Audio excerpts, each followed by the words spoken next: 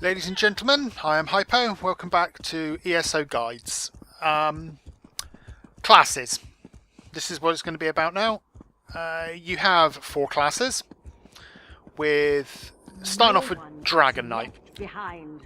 No one is left behind? Okay. Everyone stay Shut calm. up. We've done all this So yeah, classes, 4 of them. And you may be thinking, oh no, that's not enough compared to like other games where you have like 9 or 10. These are very clever classes because you don't have to adhere to them as strictly as you do with other MMOs out there. Now we have, starting off with a Dragon Knight, a melee based character, all about the flame and just doing damage. You can tank in this class. And if that's what you want, this is probably going to be the... Oh, I can't go in there. This is going to be the class for you if you want to tank. You can tank with Templar, but I'll explain that in a minute. Now, you've chosen Dragon Knight, or if you've chosen Dragon Knight or want to choose Dragon Knight. Oh, it's just an Argonian chilling out. Go in, give it a go, and... They are melee based, so you want to get yourself like a 2-hander or even a dual wield. There's no reason you can't. And that's what they are. They're just close range combat fighters. You then move on to the Templar, who are your healers. They are the recommended healer class in the game. You can also DPS with these, and there's no reason you can't. My main is actually a Templar DPS. And it's not as effective as this character, but they're still not bad. Nightblade, which is your next one, is your rogue-like characters. They have masses of melee DPS, and they work exceptionally well as... Can I go in and steal this? And they work as that. Oh, I can't steal it. So they're melee DPS, they've got a little bit of cloaking, siphoning damage, that kind of thing. Then there's, last of all, is the Mage. Mage, pretty self-explanatory. Spellcasters, masses of damage at range. That's it. I will explain also now a bit about what you can do with your classes. Don't be fooled into thinking that if you choose Mage, you have to use a Destruction Staff. Sorry, they're not called Mages in this. I've just realised that.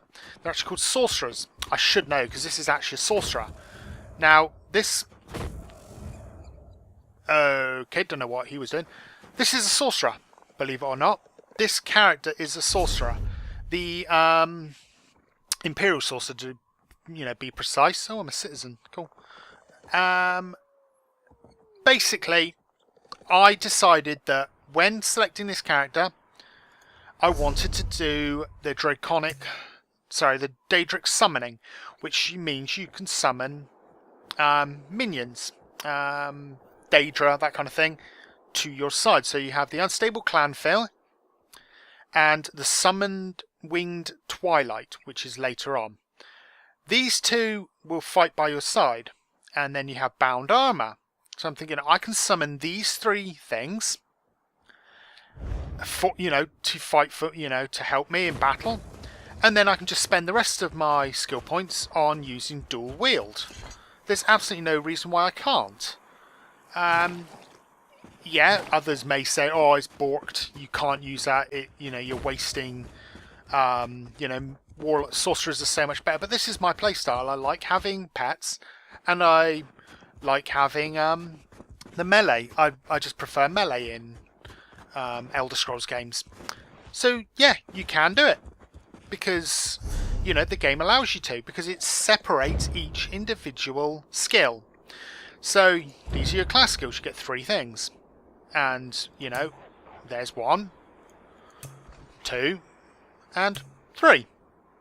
So you choose out the skills you like the sound of and use them. Now, your weapons are entirely different. Every class can use every weapon. So, I went dual wield, and I use these 2. I'm going to put a few passive skills and abilities, a few racials, and build my character from there. You know, I could use a bow. I could use a destruction staff if I wish to, which is the general sorcery. I can use a two-handed. Why not? I can just jump in, use two-hander, and off I go. So, you know, you can pick up a Templar and use melee, or you can use ranged. It's up to you. Death Knight. Death Knights with light armor and staves can work. There's no reason it can't work using the Ardent Flame Tree. So just go in, mess about, have a play around with the skills, and just let fly. It's not a cookie cutter game. It's not a game where you will just specifically choose classes and then just follow down a route. You just diverge, branch out. You know, you can have a Templar. Sorry, I keep saying Templar, I mean Nightblade at this point.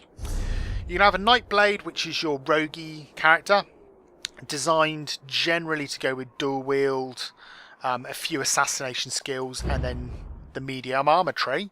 But then there's no reason you can't go light armor, then select something like, say, restoration staff or even destruction staff. That, let's say, you know, you set the destruction staff, and then with the class you go entirely, I think it's called siphon, and then just leech health from the enemy over and over again. So you're just leeching health from them, massive mana pool, and just continually healing yourself and healing others using a restoration staff if you want to. It may be a little bit gimped. Excuse me. It may be a little bit gimped and a little bit odd, but if that's the playstyle you want to play, play it. And just basically have fun with it. So, like I said in my previous video, you got the ESO head calculator, which I will do another link for in this video. Follow that. You can then create your character as you want.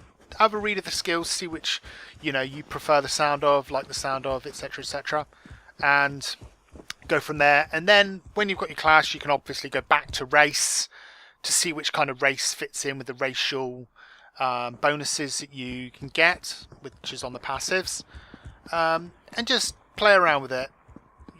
It's all about you having fun, not about supplying the group. Oh, I'll have that. Not supplying the group with what they need. If they're looking for a healer and you're not a healer, don't go out and roll one, because if you don't want to play healer, you are going to be in a lot of trouble. So until next time, guys, have fun.